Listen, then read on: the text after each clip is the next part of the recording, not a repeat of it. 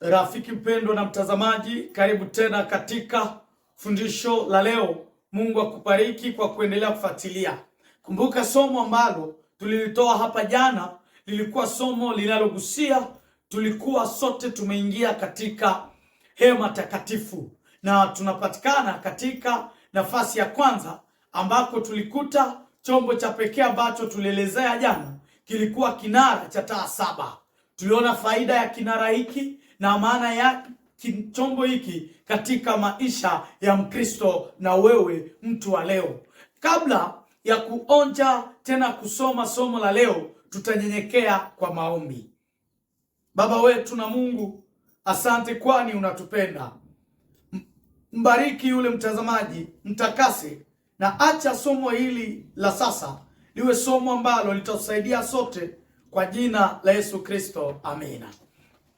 Rafiki mpendwa, leo tuna somo ambalo lina kichwa kinachoelezea kuhusu meza ya mikate ya onyesho. Meza ya mikate ya onyesho. Fungu kuu ni kitabu cha Kutoka 25, unaanza kwenye 23 mpaka 30. Hapa ndipo utapata shahiri la pekee ambazo tunazielezea. Na shahiri la 13 linasema, nawe utie juu ya meza mikate ya onyesho mbele zangu daima. Yaani tunapoingia katika chumba hiki, pahali patakatifu, tulikuta vitu vitatu. Kitu hiki cha kwanza tulikielezea jana, kilikuwa kinara cha taa saba. Kitu cha pili ambacho tunaelezea leo ni kile kitu cha pekee kinachoitwa meza ya mikate ya onyesho. Katika patakatifu kwenye upande wa kaskazini, katika upande huu kulikuwa na meza ya mikate ya onyesho. Juu ya meza hii waliweka mikate 12 iliyokuwa mbele za Mungu mchana na usiku. Rafiki mpendwa, mikate hii haikuwa mapambo kwenye meza katika pahali patakatifu. Mikate hii haikuwa vyombo vya kufurahisha ama vya kujifurahisha, lakini mikate hii 12 katika meza hii ilikuwa ni sehemu ya ibada iliyofundisha Israeli kwamba Mungu ndiye anayewapa riziki ya kila siku na uzima. Na pia ilikuwa kivuli cha Yesu Kristo, ambaye baadaye alisema katika kitabu cha Yohana 6 aya yake ya 35, anasema, mimi ndimi mkate wa uzima. Jambo hili ni mikate ambayo inapatikana kwenye meza, na mikate hii, meza hii inaitwa meza ya mikate ya onyesho. Na tuone sasa mikate hii iliandaliwa namna gani. Mikate hii iliandaliwa namna tu mnavyojua kuandaa mikate, kulingana kitabu cha Walawi 24 aya 5 na ya 6. Mungu anawaambia namna utakavyoandaa mikate hii. Na jambo linasema, shairi inasema kwamba twaa unga laini ukaoke mkate 12, nawe uiweke safu 2 juu ya meza safi mbele za Bwana. Ni kwamba makuhani walipewa kazi ya pekee waliokuwa nayo. Kazi ya makuhani ilikuwa ni kuandaa mikate, na wanapoiweka kwenye meza hawataiweka yote 12 kwenye meza kifurushi kimoja, bali waliwapatia namna watakavyoiweka, utaratibu wa kuweka mikate kwenye meza. Ni kwamba wataweka safu hapa 6, kwa upande huu mwingine wataweka 6, na yote yanatengeneza kitu kinachoitwa mikate 12. Wakolosai 3 aya yake 23 inatuambia, lolote mfanyalo lifanyeni kwa moyo kama kwa Bwana. Hii inatufundisha kwamba kila kitu kinachofanywa kwa ajili ya Mungu kinapaswa kufata utaratibu wa mbinguni, na kinapaswa kufata usafi wa mbinguni. Ndio maana swali la msingi, unapofanya mambo yako kwa ajili ya Mungu, unaifanyaje? wakikuita kufanya ibada mbele za Bwana, wakikuita kufanya huduma, wewe unafanya kazi ya ukarani kanisani, wewe ni diakoni kanisani, wewe ni mwimbaji kanisani, wewe ni mchunga hazina, wewe ni mchungaji, ukifanya huduma zako kwa nane kulingana na siasa yako, kulingana na filosofia yako, unamkosea Mungu. Siku zote Mungu anataka chochote tunachokifanya mbele zake tukifanye kulingana na utaratibu wa mbinguni. Ndio maana hata mikate katika hema takatifu iliwekewa utaratibu wa mbinguni. Weka kwa upande huu 6, weka kwa upande mwingine 6. Hivi Mungu ndiye aliyoifanya, kwa sababu anataka lote tunalolifanya lifanywe kwa moyo kama kwa Bwana. Yaani unapofanya jambo lolote ambalo Mungu ni mhusika, fanya, usifanye mizaha. Fuata utaratibu wa mbinguni. Tunapoendelea na somo hili mpendwa, ni kwamba je, mikate hii ilifanya hapa kwenye meza miaka ngapi? Ilifanya hapa siku ngapi kwenye meza hii? Acha nikuambie, mikate hii ilifanya hapa siku 7. Wanaiweka siku ya Sabato na itaondolewa siku ya Sabato. Kila Sabato makuhani waliondoa mikate ya zamani na kuweka mikate mipya kulingana kitabu cha Mambo ya Walawi 24 aya yake ni 8. Kila siku ya Sabato ataiweka mbele za Bwana daima. Yaani mikate hii waliweka kwenye meza siku ya Sabato na wanaiondoa siku ya Sabato. Hii ilikuwa utaratibu wa Mungu. Kwa nini? Mikate ya zamani haikutupwa, lakini walipatia wakuhani kazi. Siku ya Sabato ile wao walikuwa na jukumu ya kukula mikate hiyo ya zamani na kuweka mikate mipya.